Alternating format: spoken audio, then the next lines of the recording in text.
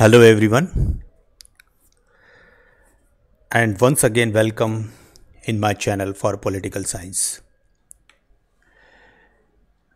Political theory के अंतर्गत हम व्यवहारवाद के ऊपर चर्चा कर रहे थे और व्यवहारवाद की श्रृंखला में आज पार्ट 5 हम लेकर आए हैं और पार्ट 5 में हम बिहेवियरलिज्म की जो क्रिटिसिज्म है उनके ऊपर बात करेंगे।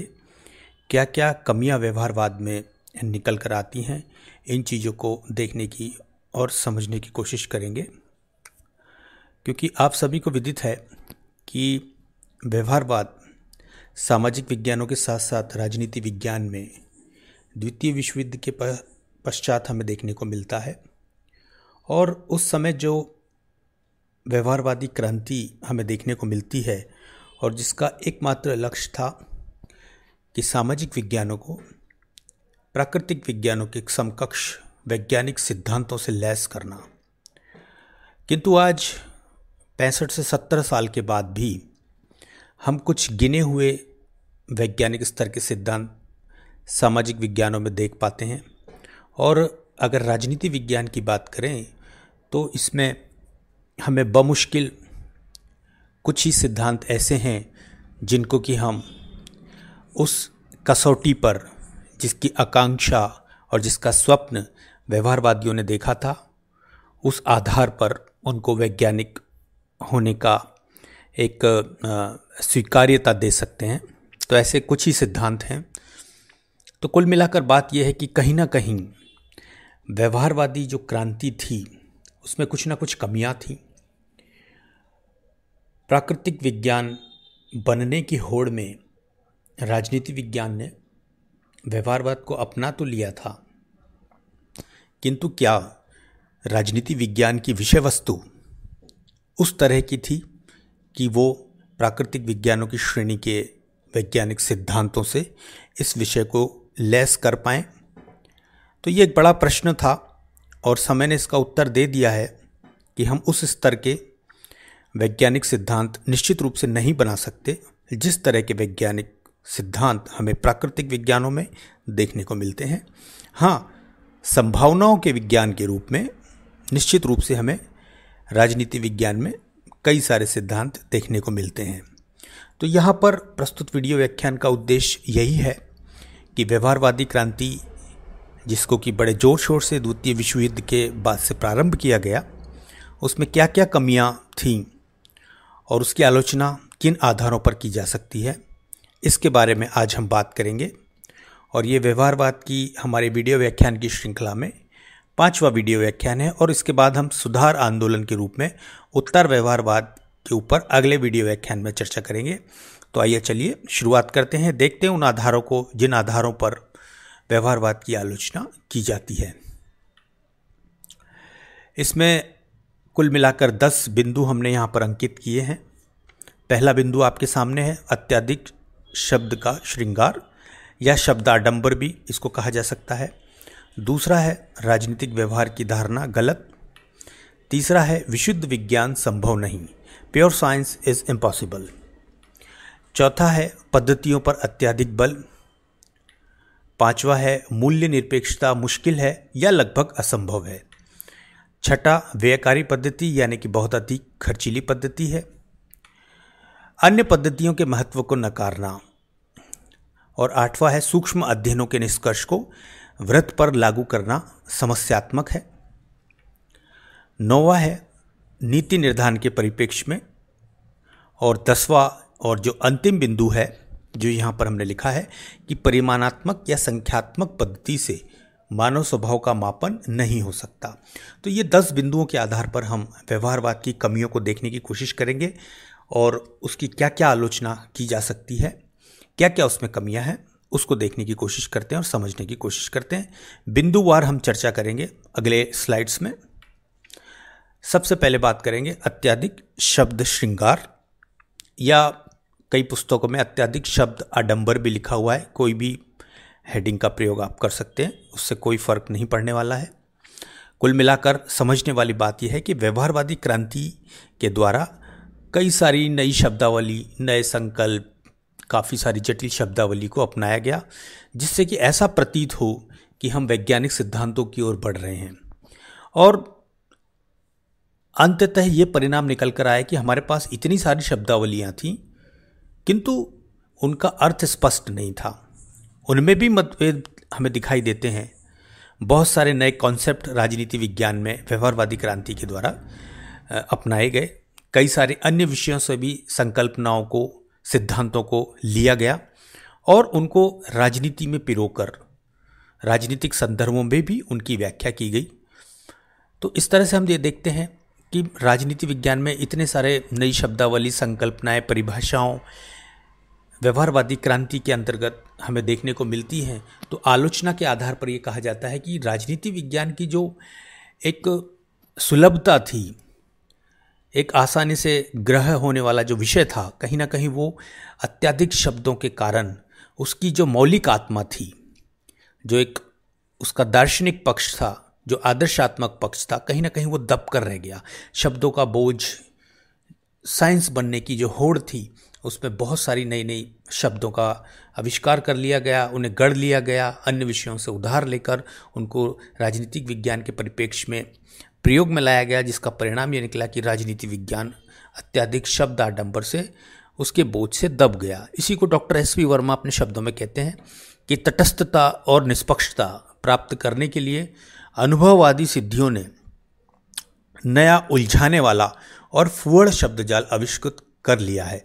यानी कि एस.पी. वर्मा राजनीति विज्ञान के एक प्रख्यात विद्वान हुए हैं और उनका ये कहना है कि तटस्थता और निष्पक्षता, यानी कि इन दो गुणों को प्राप्त करने के लिए, जो कि प्राकृतिक विज्ञानों के माने जाते हैं, उनको प्राप्त करने के लिए अनुभववादी जो सिद्धांतकार थे, उन्होंने इतने सारे नए नए शब्दों का जटिल एक जाल बुन लिया, जिसमें राजनीति विज्ञान की आत्मा तड़पने लगी। तो इसी चीज़ को यहाँ पर उन्होंने अंकित किया है कि काफ़ी उलझाने वाला, हम एक सामान्यीकरण की ओर बढ़ना चाहते थे, ऐसे सिद्धांतों की ओर बढ़ना चाहते थे जिसमें एक मतता हो, परंतु नई शब्दावलियों ने नई उलझनें पैदा कर दी और उनको सुलझाने में राजनीति विज्ञान निश्चित रूप से उलझ कर रह गया। और इसी को उन्होंने फुअड़ शब्दजाल, इस तरह के शब्दों से यहाँ पर अंकित किया है। तो ये काफ़ी आलोचना का एक आधार बनता है व्यवहारवाद का, कि इसमें अत्यधिक शब्दाडंबर देखने को मिलता है। बात करेंगे दूसरे बिंदु की, राजनीतिक व्यवहार की धारणा गलत। अब देखिए, राजनीतिक व्यवहार, क्योंकि व्यवहारवादी आंदोलन का एक प्रमुख आधार है, या अध्ययन की जो इकाई है जो कि व्यवहारवाद में प्रमुख रूप से स्वीकार की गई, वो था राजनीतिक व्यवहार। अब इसकी ही धारणा गलत है, यहाँ पर आलोचना हमें ये देखने को मिलती है। तो इसको समझने की कोशिश करते हैं कि व्यवहारवाद संस्थाओं के स्थान पर व्यक्ति के राजनीतिक व्यवहार को अध्ययन इकाई मानने के समर्थक हैं। बिल्कुल सही है, किंतु वह मानव व्यवहार का विज्ञान प्रस्तुत नहीं कर पाया। देखिए, मानव व्यवहार एक इतना जटिल और कॉम्प्लेक्स एक्टिविटी है जो हम देख सकते हैं, तो उसके पीछे कई बार कोई मानव किन कारणों की वजह से, किन प्रेरक तत्वों की वजह से प्रभावित होकर किस तरह का राजनीतिक व्यवहार करेगा, इसको समझना या उसका वैज्ञानिकीकरण करके सामान्यीकरण कर देना काफ़ी मुश्किल काम है। तो इस चीज़ को हालांकि व्यवहारवादी जो उपागम है उसमें नियमितताओं के तौर पर स्वीकारा गया था। आपको पिछले वीडियो व्याख्यान को देखना चाहिए, जिसमें डेविड ईस्टन ने अपनी व्यवहारवाद की बौद्धिक आधारशिलाएं बताई थी। उसमें जो पहला उनका आधार था वो था नियमितताएं, यानी कि उनका ये मत था कि मनुष्य के राजनीतिक व्यवहार में हमें नियमित रूप से कुछ विशेष प्रवृत्तियां दिखाई देती हैं, जिनको जनरलाइज करना है, जिनका हमें सामान्यीकरण करना है। तो कहीं ना कहीं जो व्यवहारवादी आंदोलन है वो मानव व्यवहार के नियमितताओं पर टिका हुआ है, यानी कि ऐसे उसका व्यवहार का पक्ष जो कि नियमित रूप से प्रदर्शित होता है और अलग अलग परिस्थितियों में भी उसमें हमें नियमितता देखने को मिलती है। तो इन नियमितताओं को खोजकर उस आधार पर मानव व्यवहार के बारे में सैद्धांतिकरण करने के उद्देश्य से ही व्यवहारवाद जो है मानव के राजनीतिक व्यवहार को अध्ययन की इकाई बनाना चाहता है। परंतु समस्या ये है कि पूर्ण विश्वसनीयता के साथ मानव व्यवहार का विज्ञान डेवलप करना लगभग बहुत मुश्किल कार्य है। कौन सा मानव या कोई व्यक्ति किन परिस्थितियों में किस तरह से व्यवहार करेगा, इसको समझना मुश्किल है। और हो सकता है कि कई बार हमें कुछ नियमितताएं प्रत्येक व्यक्ति के व्यवहार में देखने को भी मिल जाएं, परंतु आवश्यक नहीं है कि वो हर परिस्थिति में उस नियमितता को ही दोहराए। अगर कोई व्यक्ति गुस्सैल स्वभाव का है, अगर हम उदाहरण की बात करें, या हमेशा वो दयालु है, सहृदयी है, तो ज़रूरी नहीं है कि वो हर परिस्थितियों में उसी तरह का व्यवहार करे। हो सकता है कि एक गुस्सैल व्यक्ति कुछ परिस्थितियों में दयावान तरीके का व्यवहार दिखा सकता है, या सहिष्णुता का प्रदर्शन कर सकता है, या एक सहिष्णु व्यक्ति, या जिसको कि हम एक सज्जन व्यक्ति कह सकते हैं, कई परिस्थितियों में वो गुस्सा भी दिखा सकता है। तो कुछ निश्चित रूप से कह पाना बड़ा मुश्किल काम है। तो इस तरह से राजनीतिक व्यवहार के आधार पर, उसकी नियमितताओं के आधार पर किसी तरह का विज्ञान बनने की जो चेष्टा व्यवहारवादी करते हैं, कहीं ना कहीं उसमें मानव व्यवहार की अनिश्चितता एक बाधा के रूप में हमें देखने को मिलती है। अब व्यवहारवादी जब शोध किया जाएगा तो निश्चित रूप से व्यवहारवादी शोध में कुछ यूनिक घटनाएं भी हमें देखने को मिलेंगी जिनकी अपेक्षा नहीं की जा सकती, या जो नियमितताओं में घटित नहीं होती। वो एक बार घटित होती है और उस तरह की घटना दोबारा घटित नहीं होती। तो ऐसी स्थिति में केवल सामान्यीकरण की ओर और जो नियमित रूप से घटित होने वाली जो घटनाएं हैं उनके आधार पर विज्ञान का विकास करना मुश्किल लगता है, क्योंकि सामाजिक विज्ञान और खासतौर से हम राजनीति विज्ञान की बात करते हैं तो उसमें कई सारी घटनाएं ऐसी होती जो अद्वितीय होती हैं, अपने आप में यूनिक होती हैं, और उनका दोहराव हमें भविष्य में देखने को नहीं मिलता। वो अपने आप में अनूठी होती हैं, तो उनकी व्याख्या जो है उसी परिस्थिति के आधार पर की जा सकती है। उस हर घटना अपने आप में एक अलग घटना के रूप में हमें दिखाई देती है। तो इस तरह से एक सामान्यीकरण कर पाना खासतौर से मनुष्य के राजनीतिक व्यवहार के आधार पर काफ़ी मुश्किल दिखाई देता है। आलोचक उन्हें नोमैथेटिक कहकर भी पुकारते हैं। तो यहाँ पर इस शब्द को थोड़ा सा समझ लेना चाहिए। इसका तात्पर्य है जनरलाइजेशन की ओर आग्रह करने वाला। थॉट ऑफ स्कूल जो है उसको नोमैथेटिक कहते हैं, यानी कि जो जनरलाइज चीज़ों के ऊपर ज़्यादा ध्यान देता है, सामान्यीकरण की तरफ ज़्यादा जिसका फोकस होता है, उसको नोमोथेटिक कहा जाता है अंग्रेजी में। तो व्यवहारवादी जो है, क्योंकि व्यवहार की सामान्यता को खोजने के समर्थक थे, उसका वो प्रयास करते हैं, इसलिए आलोचक उनको नोमोथेटिक भी कहते हैं, जो कि एक साइकोलॉजी की धारणा है। लेकिन राजनीति विज्ञान में भी व्यवहारवादियों की आलोचना के लिए शब्द का प्रयोग किया जाता है। इस तरह से हमने 2 बिंदुओं का जायजा लिया। चलते हैं अगले बिंदुओं की ओर।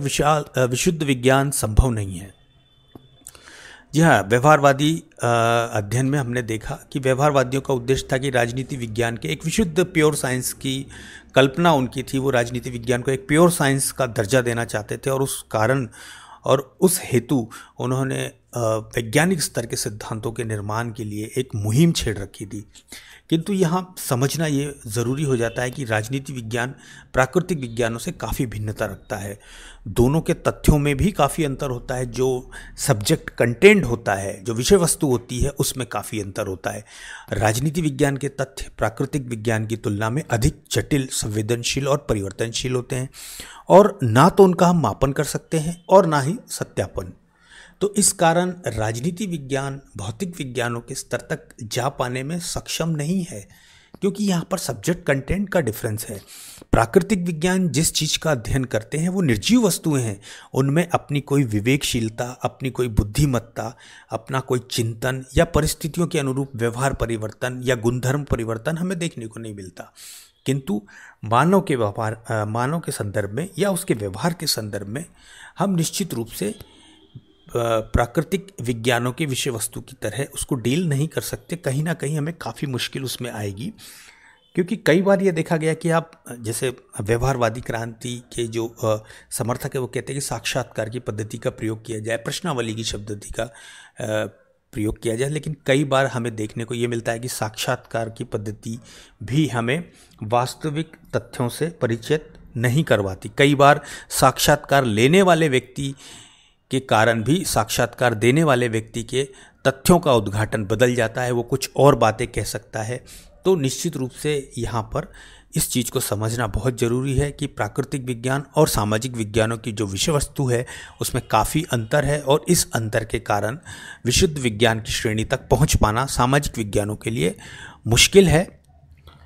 इसी को कॉल पॉपर कहते हैं कि राजनीति विज्ञान की भविष्यवाणी अगर और मगर की स्थिति से आगे नहीं जा सकती। इस चीज़ को समझना चाहिए कि भले ही राजनीति विज्ञान में हम प्राकृतिक स्तर के वैज्ञानिक सिद्धांतों का निर्माण न कर पाएं, किंतु फिर भी संभावनाओं के विज्ञान की गुंजाइश हमेशा बनी हुई है। संभावनाएं हम जितनी अधिक व्यक्त कर पाएंगे उतना ही अधिक हम वैज्ञानिक सिद्धांत होने की हमारी यात्रा में आगे पहुंच पाएंगे। तो इसी को कॉल पॉपर कहते हैं कि भविष्यवाणी राजनीति विज्ञान कर पाएगा भविष्य की घटनाओं के संदर्भ में, किंतु अगर और मगर के साथ ही इफ एंड बट्स के साथ ही वो अपनी बात को, अपनी भविष्यवाणी को या अपने प्रेडिक्शन को रख सकता है।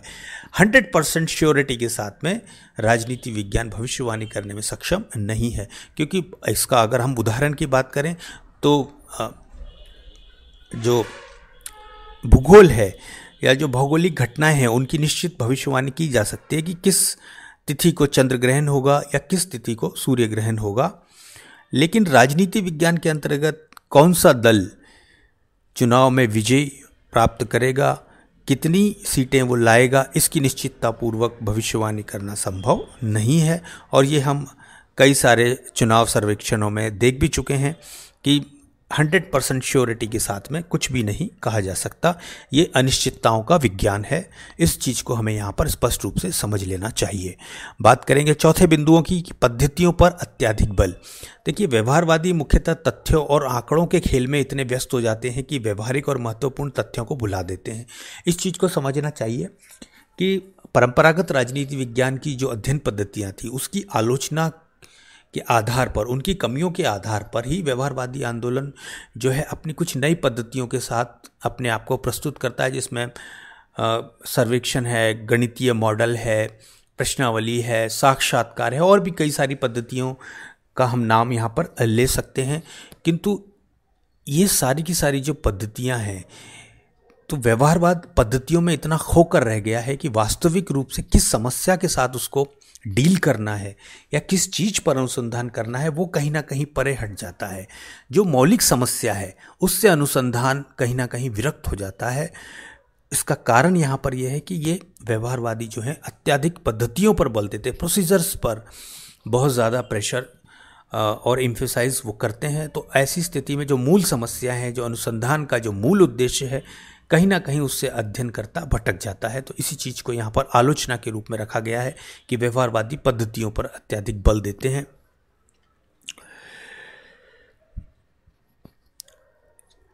बात करेंगे अगले बिंदु की, मूल्य निरपेक्षता मुश्किल है या लगभग असंभव है। इस चीज़ को आपको समझ लेना चाहिए और इस पर हमने पिछले व्याख्यानों में भी चर्चा की है। पुनः इसको यहाँ पर दोहरा लेते हैं क्योंकि आलोचना का एक ये बहुत ही कहना चाहिए कि एक बहुत महत्वपूर्ण तर्क है। तो व्यवहारवादी विचारक मुख्य रूप से मूल्य निरपेक्षता के समर्थक रहे हैं। जी हाँ, व्यवहारवादियों का मूल्य निरपेक्षता पर बहुत अधिक बल रहा है, किंतु सामाजिक विज्ञानों में या राजनीति विज्ञान की अगर हम बात करें तो अध्ययनकर्ता के व्यक्तिगत मूल्य कहीं ना कहीं उसके निष्कर्षों को निश्चित रूप से प्रभावित करते हैं। हम ये नहीं कह सकते कि अध्ययनकर्ता की अपनी सोच या अपना चिंतन उसके निष्कर्षों में या उसके सिद्धांतों में शामिल नहीं होगा। तो इस तरह से मूल्य निरपेक्षता होनी चाहिए, इस बात का सभी समर्थन करते हैं। किंतु सामाजिक विज्ञानों की या राजनीतिक विज्ञान की प्रकृति ही इस तरह की है कि वो जिन समस्याओं से डील करता है, जिन घटनाओं की वो अनुसंधान करता है, जिन समस्याओं के बारे में वो खोजबीन करता है, कहीं ना कहीं उसके, क्योंकि वो समाज से आती हैं, तो जाहिर सी बात है कि क्योंकि वो अध्ययनकर्ता भी उसी समाज का एक अंग है, तो उसकी अपनी व्यक्तिगत चिंतन और अपने व्यक्तिगत मूल्य अथवा आदर्श कहीं ना कहीं उसके अध्ययन को प्रभावित कर देते हैं। अब ये हो सकता है कि कुछ अध्ययनों में इसकी मात्रा अधिक हो सकती है, कुछ अध्ययनों में इसकी मात्रा कम हो सकती है, लेकिन इस बात से इनकार नहीं किया जा सकता कि अध्ययनकर्ता के मूल्य जो हैं, जो उसके आदर्श हैं, जो उसकी व्यक्तिगत चिंतन है, सोच है, कहीं ना कहीं वो उसके अध्ययन को निश्चित रूप से प्रभावित करती है।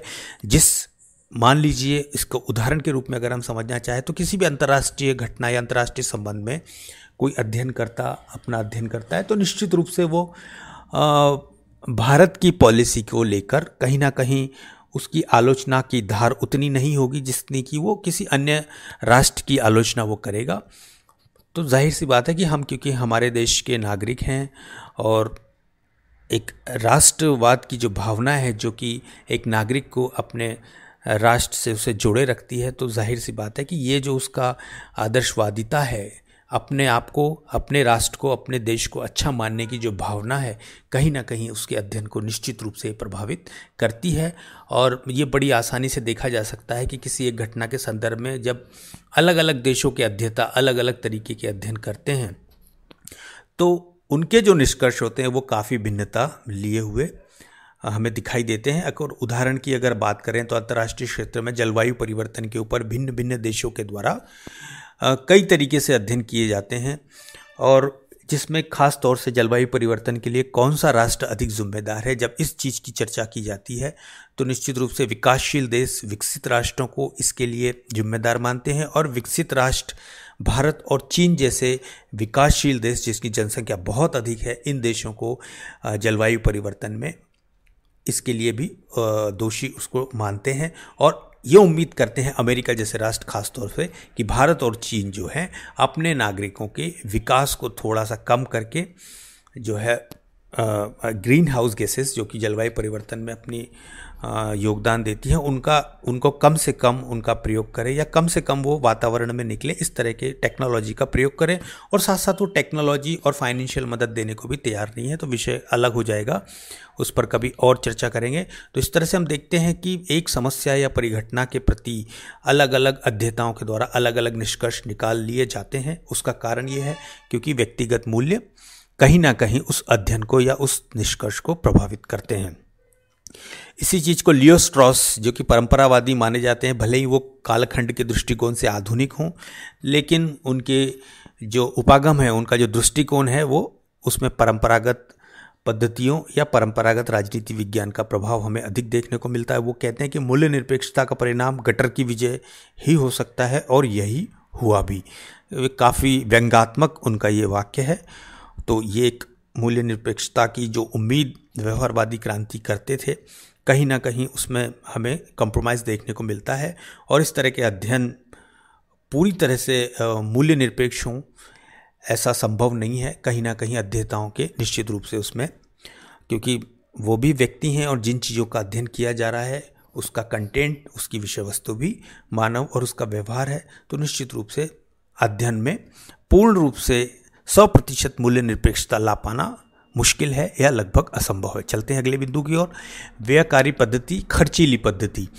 तो व्यवहारवाद की एक आलोचना इस आधार पर भी की जाती है कि इसके अंतर्गत जो पद्धतियां अध्ययन के लिए, तथ्यों के एकत्रीकरण के लिए प्रयोग में लाई जाती हैं, जैसे कि सर्वेक्षण है, आंकड़ों का एकत्रीकरण है, क्षेत्र में भ्रमण करना है, विश्लेषण करना है, गणितीय मॉडल, कंप्यूटर का प्रयोग, तो ये सारी जो पद्धतियां हैं काफ़ी खर्चीली हैं और इन पर काफ़ी सारा का धन भी खर्च होता है, और इसमें ह्यूमन रिसोर्स का भी इन्वॉल्वमेंट अधिक होता है, और साथ साथ हमें टेक्नोलॉजी का प्रयोग करना पड़ता है जो कि एक निश्चित धनराशि खर्च करने पर ही हमें उपलब्ध हो पाती है। तो ऐसी स्थिति में यह आलोचना भी महत्वपूर्ण है कि व्यवहारवादी उपागम या दृष्टिकोण के अंतर्गत जो पद्धतियां प्रयोग में लाई जाती हैं वो काफ़ी खर्चीली होती हैं, उन पर खर्च काफ़ी अधिक आता है। और ऐसे स्थिति में विकासशील देशों में जहाँ पर कि आर्थिक स्थिति उतनी अच्छी नहीं है, शैक्षणिक संस्थाओं के पास उतना व्यय करने के लिए धन नहीं है, वहाँ पर व्यवहारवादी अध्ययन कर पाना थोड़ा सा मुश्किल भरा है।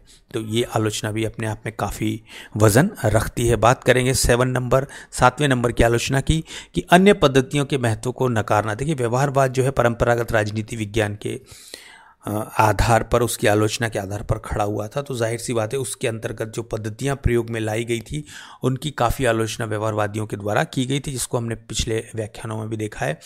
और ख़ास तौर से ऐतिहासिक पद्धति, नीति पद्धतियां, दार्शनिक परंपराएं, शास्त्रीय परंपराएं और परिकल्पना और तर्क पर आधारित जो पद्धतियां थी उनकी काफ़ी आलोचना व्यवहारवादियों के द्वारा की गई।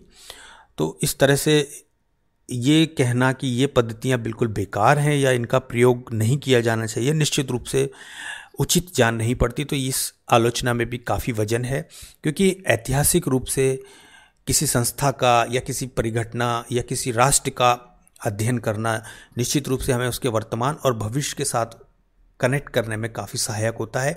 तो किसी भी संस्था, मान लीजिए हम उदाहरण के लिए किसी राष्ट्र की संसद का अध्ययन अगर करना चाहते हैं, तो निश्चित रूप से उसका किस तरह से विकास हुआ, तो उसके आधार पर हम उसके अंतर्गत जो मूल्य हमें देखने को मिलते हैं, या जो आदर्श हमें देखने को मिलते हैं वो हम उसके इतिहास से ही जान सकते हैं, और उस आधार पर फिर उस देश के आगे के भविष्य के बारे में भी हम कुछ अनुमान लगा सकते हैं। बहुत सीधा सा और सरल सा उदाहरण भारत के संदर्भ में हम कह सकते हैं, क्योंकि भारत में आज़ादी के दौरान, आज़ादी के आंदोलन के दौरान जिन मूल्यों को, जिन आदर्शों को अपनाया गया, उन्हीं आदर्शों की छाप, उन्हीं लक्ष्यों की छाप हमें भारत के संविधान में देखने को मिलती है और उसकी प्रस्तावना में देखने को मिलती है। उसी तरह से अमेरिका के संविधान की हम बात करें या फ्रांसीसी संविधान की भी बात करें तो निश्चित रूप से उनके इतिहास की जो झलक है, उसकी जो प्रभाव है, वो हमें उनके संविधानों में देखने को मिलती है। तो इस तरह से हम इतिहास से नाता तोड़कर आगे नहीं बढ़ सकते। किसी भी विषय के दृष्टिकोण से अगर बात की जाए तो निश्चित रूप से उसके इतिहास से, उसके भूतकाल का परिचय होना आवश्यक है। तो इस स्थिति में व्यवहारवादी क्रांति भले ही अपना लें या व्यवहारवादी उपागम को हम अपने अध्ययन में अपना लें, किंतु अन्य पद्धतियों को हम पूर्ण रूप से त्याग दें, ये संभव नहीं है। तो इस तरह से व्यवहारवाद की आलोचना इस आधार पर भी की जाती है कि इन्होंने अन्य पद्धतियों के महत्व को कमतर आंका है। तो ये एक काफ़ी वजनदार और महत्वपूर्ण आलोचना हमें देखने को मिलती है। निश्चित रूप से हम वैज्ञानिक अध्ययन की दिशा में आगे बढ़ेंगे और वैज्ञानिक स्तर तक जाने की हमारी हमेशा कोशिश रहेगी, किंतु हम इतिहास से नाता नहीं तोड़ सकते, हम दर्शन से नाता नहीं तोड़ सकते, हम आदर्श से नाता नहीं तोड़ सकते। तो इस तरह से अन्य पद्धतियों के महत्व को नकारना उचित जान नहीं पड़ता और ये आलोचना काफ़ी महत्वपूर्ण है। बात करेंगे अगली आलोचना की। सूक्ष्म अध्ययनों के निष्कर्ष को व्रत पर लागू करना समस्यात्मक है। ये भी काफ़ी बड़ी महत्वपूर्ण आलोचना है, क्योंकि व्यवहारवादी जो अध्ययन हैं वो एक सूक्ष्म इकाई पे किए जाते थे, यानी कि एक छोटे से हिस्से पे किए जाते थे, और उस छोटे से हिस्से पर किए गए अध्ययन के आधार पर जो निष्कर्ष प्राप्त होते थे उनको बड़े वृहद स्तर पर लागू करके उस तरह के निष्कर्ष की या उस तरह के परिणाम की उम्मीद की जाती थी, जिसको कि माइक्रो और मैक्रो स्टडी कहा जाता है। यानी कि इसको बहुत आसानी से हम यूँ समझ सकते हैं।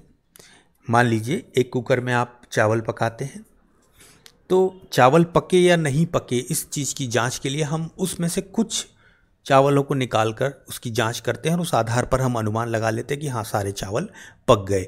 ये बिल्कुल संभव है और ये काफ़ी सटीक भी होता है, किंतु क्या इस तरह के निष्कर्ष हम समाज पर, राजनीतिक व्यवस्था पर या राज्य पर या किसी अन्य घटना पर जिसको कि हम अध्ययन में ले रहे हैं उस पर हम लागू कर सकते हैं? एक छोटे से निर्वाचन क्षेत्र के ऊपर किए गए सर्वे के आधार पर क्या हम राष्ट्रीय सरकार की भविष्यवाणी कर सकते हैं? ये नहीं किया जा सकता। तो इसकी भी आलोचना यहाँ पर इस आधार पर यहाँ पर हम ने आपको दिखाई है कि सूक्ष्म अध्ययनों के आधार पर एक बड़े क्षेत्र के बारे में, एक बड़ी घटना के बारे में निष्कर्ष निकालना मुश्किल भरा है और समस्यात्मक है। ये हमें गलती की ओर ले जा सकता है या असत्य की ओर ले जा सकता है। तो इस चीज़ को भी यहाँ पर आलोचना का एक आधार विद्वानों ने बनाया है कि व्यवहारवादी जो हैं सूक्ष्म अध्ययनों के निष्कर्षों को वृहद स्तर के अध्ययनों पर लागू करना चाहते हैं या उनके निष्कर्ष को, सूक्ष्म निष्कर्षों को बड़े निष्कर्षों के रूप में प्रस्तुत करना चाहते हैं, जो कहीं ना कहीं काफ़ी समस्यात्मक हो सकता है।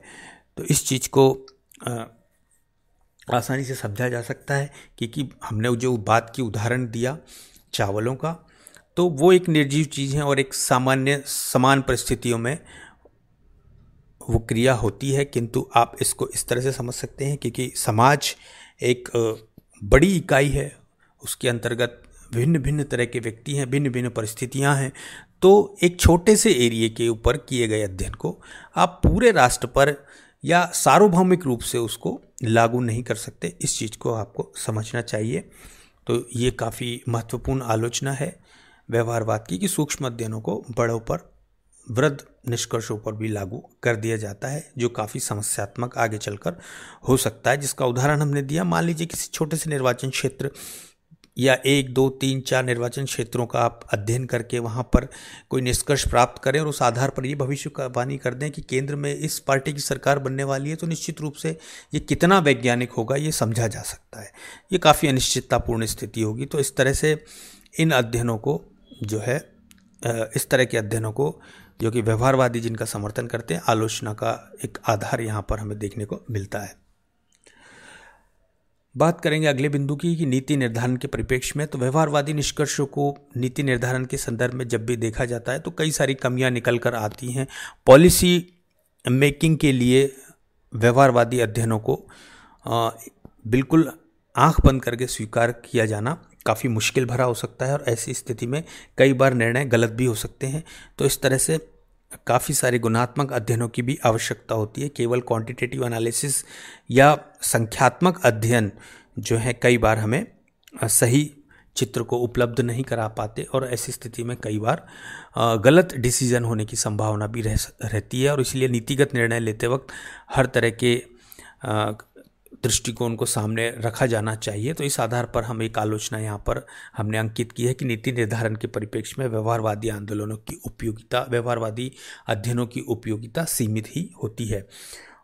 और अंतिम बिंदु के ऊपर बात करेंगे कि परिमाणात्मक या संख्यात्मक पद्धति से मानव स्वभाव का मापन नहीं हो सकता। देखिए, इस चीज़ की हम काफ़ी चर्चा कर चुके हैं पहले भी कि व्यवहारवाद मानवीय व्यवहार को अध्ययन की इकाई के रूप में मानता है। अब मानव स्वभाव के बारे में क्वांटिटेटिव यानी कि संख्याओं में कुछ कह पाना बड़ा मुश्किल कार्य है। कोई व्यक्ति कितना गुस्सैल है, कोई व्यक्ति कितना दयालु है, किसके मन में कितनी घृणा है, कितना प्रेम है, क्या इसको संख्याओं में व्यक्त किया जा सकता है? मुश्किल है। एक व्यक्ति का या एक मानव का व्यवहार, चाहे वो राजनीतिक व्यवहार हो, चाहे वो सामाजिक व्यवहार हो या अन्य किसी तरह का व्यवहार हो, निश्चित रूप से बहुत सारी घटनाओं का परिणाम होता है, बहुत सारी परिस्थितियों का प्रभाव उस पर हमें दिखाई देता है। तो ऐसी स्थिति में उसके स्वभाव का मापन कर पाना कि एक व्यक्ति में के स्वभाव में इस भावना की प्रधानता है या इतनी परसेंटेज में ये पाया जाता है या इतनी परसेंटेज में इसमें प्रेम है या इतने परसेंटेज में घृणा है, तो ये बड़ा मुश्किल कार्य है। इसका ठीक ठीक अंदाज़ा लगाना बहुत मुश्किल कार्य है। तो इस तरह से एक सामान्य शब्दों में बात की जाए तो मानव स्वभाव या उसकी मनोभावनाओं को हम संख्याओं में व्यक्त नहीं कर सकते, उसको परिमाणात्मक पद्धति से हम माप नहीं सकते। तो ये एक बहुत बड़ी कमी हमें दिखाई देती है कि हम उस तरह के वैज्ञानिक स्तर के सिद्धांत नहीं बना सकते, क्योंकि हमारा जो सब्जेक्ट कंटेंट है उसमें मानव व्यवहार की भावनाओं का मापन करना काफ़ी मुश्किल कार्य है। मुश्किल क्या, असंभव सा कार्य है कि हम उसको संख्यात्मक आंकड़ों में अभिव्यक्त नहीं कर सकते। तो ये काफ़ी महत्वपूर्ण आलोचना व्यवहारवाद की यहाँ पर हमें देखने को मिलती है। तो इस तरह से हमने व्यवहारवाद की कुछ आलोचनाओं का जायजा लिया। उनमें से काफ़ी सारी आलोचनाएं हमें उचित जान पड़ती हैं और निश्चित रूप से व्यवहारवाद के आधार पर वैज्ञानिक सिद्धांत जो कि प्राकृतिक स्तर के हों, प्राकृतिक विज्ञानों के स्तर के हों, उस तरह के सिद्धांत हमें आज की तारीख में भी देखने को नहीं मिलते, क्योंकि सब्जेक्ट कंटेंट का एक डिफरेंस है। परंतु फिर भी हम अंतिम रूप से ये नहीं कह सकते कि व्यवहारवादी उपागम राजनीति विज्ञान के लिए निरर्थक है, बल्कि वो काफ़ी उपयोगी है और निश्चित रूप से वैज्ञानिक सिद्धांत की तरफ यात्रा राजनीति विज्ञान को एक विषय के रूप में अधिक महत्वपूर्ण बनाएगी। इसी चीज़ को, उसके महत्व को हमने यहाँ पर अंकित किया है कि राजनीति विज्ञान की जो समस्त विषय वस्तु को नवीन रूप में प्रस्तुत करने का एक साधन हमें यहाँ पे व्यवहारवाद के रूप में दिखाई देता है। और ये केवल सुधार आंदोलन नहीं है, वरना पुनर्निर्माण की क्रिया है। उसने राज विज्ञान को एक नई मूल्य, नई भाषा, नई पद्धतियाँ, उच्चतर नवीन दिशाएं और सबसे बढ़कर अनुभवात्मक वैज्ञानिकता प्रदान की है। अब व्यवहारवाद ने दृष्टिकोण को व्यापक बनाया है और अंतर अनुशासनात्मक अध्ययनों के लिए भी प्रेरित किया है, जो कि काफ़ी महत्वपूर्ण और ज़रूरी है, क्योंकि अन्य जो सामाजिक विज्ञान है वो भी मानव व्यवहार के विभिन्न भिन्न पक्षों से संबंधित हैं। तो निश्चित रूप से उसमें प्राप्त किए गए जो सिद्धांत हैं राजवैज्ञानिकों के लिए काफ़ी महत्वपूर्ण बन जाते हैं। अन्य विषयों के साथ निकट संबंध स्थापित करने की व्यवहारवाद की मांग जो है वो निश्चित रूप से सिद्धांत समृद्धिकरण की दृष्टि से महत्वपूर्ण है। राजवैज्ञानिकों को दार्शनिकता के प्रभाव से मुक्त कर तथ्यात्मक और यथार्थवादी विश्व में लाने का श्रेय व्यवहारवाद को दिया जा सकता है। क्या होना चाहिए से क्या है तक की यात्रा में व्यवहारवाद एक प्रमुख साधन के रूप में अपने आप में बहुत महत्वपूर्ण है। संस्थाओं के स्थान पर व्यक्ति के व्यवहार को विश्लेषण की इकाई बनाना और राजनीति को एक गतिविधि के रूप में समझने की का आग्रह और कोशिश बार बार व्यवहारवाद में हमें दिखाई देती है। और व्यवहारवाद राजनीति विज्ञान को कल्पनात्मक और अनिश्चितता पूर्ण मूल्यों, विचारों और सिद्धांतों से मुक्त करने की अपनी मुहिम के चलते, अपनी कोशिशों के चलते निश्चित रूप से राजनीति विज्ञान में स्वीकार्य है। और वस्तुतः व्यवहारवाद राजनीति विज्ञान की विज्ञान होने की एक यात्रा में महत्वपूर्ण साधन है, महत्वपूर्ण पड़ाव है। तो इस तरह से हमने आज व्यवहारवाद को 5 वीडियो व्याख्यानों में समाप्त कर लिया है और व्यवहारवाद की जो कमियां, जो आलोचनाएं, जिनका जायज़ा हमने आज लिया, निश्चित रूप से इन आलोचनाओं के मद्देनज़र, इनके संदर्भ में इसके प्रणेता डेविड ईस्टन के द्वारा उत्तर व्यवहारवाद के रूप में एक सुधार आंदोलन की भी वकालत की गई। और अगला वीडियो हमारा जो व्याख्यान होगा उसके अंतर्गत हम उत्तर व्यवहारवाद के ऊपर चर्चा करेंगे, उसका जायज़ा लेंगे। तो इस तरह से हमने व्यवहारवाद को लगभग 5 वीडियो व्याख्यानों में समाप्त किया है। उसके बाद अंतिम जो हमारा व्याख्यान होगा वो उत्तर व्यवहारवाद के ऊपर होगा।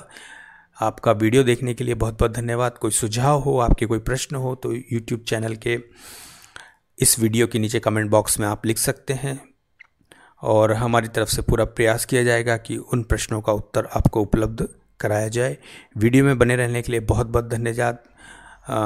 उम्मीद करूंगा कि आप इस वीडियो को और इस चैनल को लाइक, सब्सक्राइब और शेयर भी करेंगे और साथ में मिलते हैं अगले वीडियो में। तब तक के लिए आपका समय शुभकारी हो। धन्यवाद।